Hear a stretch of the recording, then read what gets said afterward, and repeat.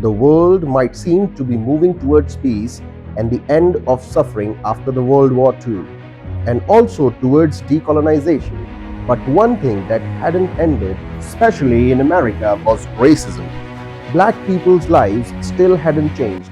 I didn't mention much about black people in earlier parts of American history because I want you to really understand their lives and their fight in this time period.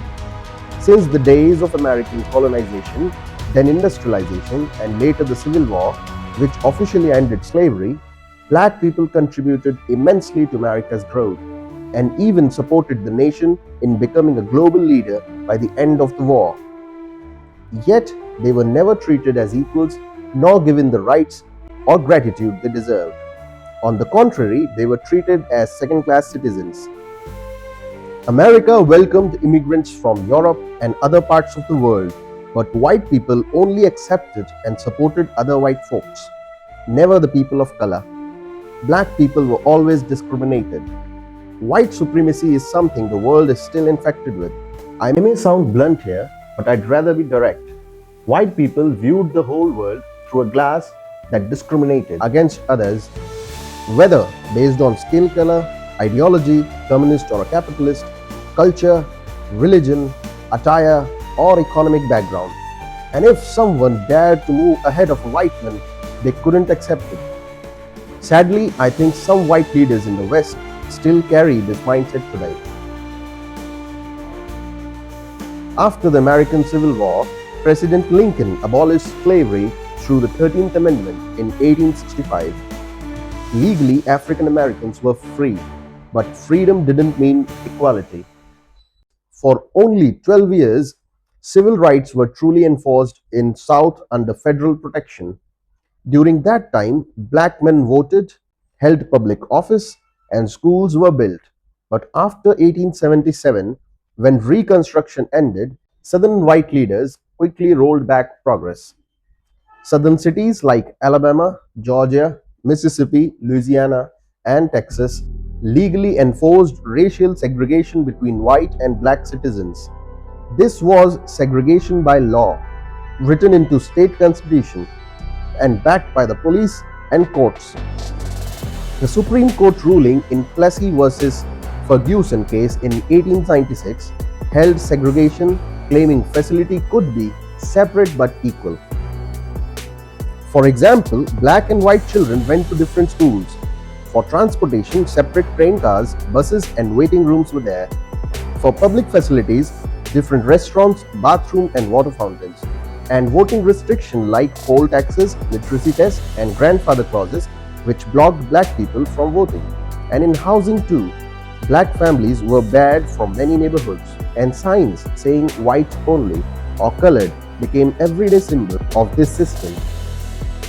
The North didn't have formal Jim Crow laws, but segregation existed de facto through social and economic customs.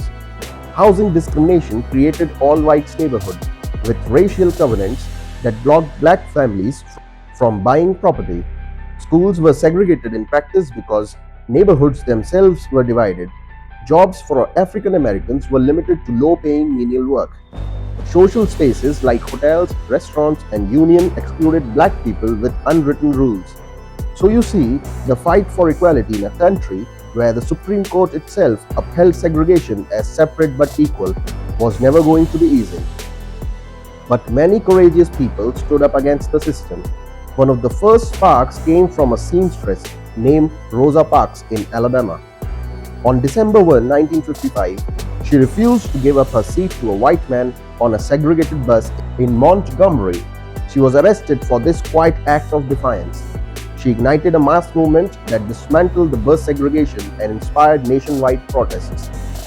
The Montgomery bus boycott, led by Martin Luther King Jr., lasted 381 days and resulted in a Supreme Court decision desegregating the city bus system. Rosa Parks went on to work with King and NAACP, earning the title Mother of the Civil Rights Movement. The NAACP, National Association for Advancement of Colored People, was founded in 1909 by an interracial group that included W.E.B. Du Bois, Mary White Ovington, Moorefield Story, Ida B. Wells, Lillian Wald, and Henry Moskowitz. Du Bois played a central role in organizing it. Ida B. Wells Barnett, a journalist and anti-lynching crusader, used the NAACP to highlight the horrors of the lynching and push for justice. Then came Martin Luther King Jr., a Baptist minister from Atlanta, Georgia, who became the symbol of nonviolent protest. Inspired by Mahatma Gandhi's philosophy of nonviolence and his Christian faith, he led boycotts, marches, and campaigns across the South. He co-founded the Southern Christian Leadership Conference (SCLC), spearheaded the Birmingham Campaign in 1963, and gave the iconic speech, "I Have a Dream." 50 years ago, a great American in whose symbolic shadow we stand today signed the Emancipation Proclamation. This momentous decree came as a great beacon light of hope to millions of Negro slaves who had been seared in the flames of withering injustice. But 100 years later, the Negro still is not free. 100 years later, the life of the Negro is still sadly crippled by the manacles of segregation and the chains of discrimination. Negro lives on a lonely island of poverty. I have a dream that one day this nation will rise up and live out the true meaning of its creed. We hold these truths to be self-evident, that all men are created equal. He later pushed for economic justice through the Poor People's Campaign. He was awarded the Nobel Prize in 1964. King was tragically assassinated in Memphis in 1968 while supporting strike for sanitation workers. But not everyone shared King's belief in nonviolence. Malcolm X, born as Malcolm Little in Omaha, Nebraska, rejected his slave surname and after joining the Nation of Islam, became known as Malcolm X. After his pilgrimage to Mecca, he took the surname Al-Hajj Malik-e-Shawaz. His journey was extraordinary. Imprisoned in his 20s, he converted to Islam behind the bars and rose as a fiery spokesman for the Nation of Islam. We are oppressed. We are exploited. We are downtrodden. We are denied not only civil rights, but even human rights. So the only way we're going to get some of this oppression and exploitation away from us or aside from us is come together against the common enemy. Malcolm X preached black pride, self-determination, and self-defense by any means necessary.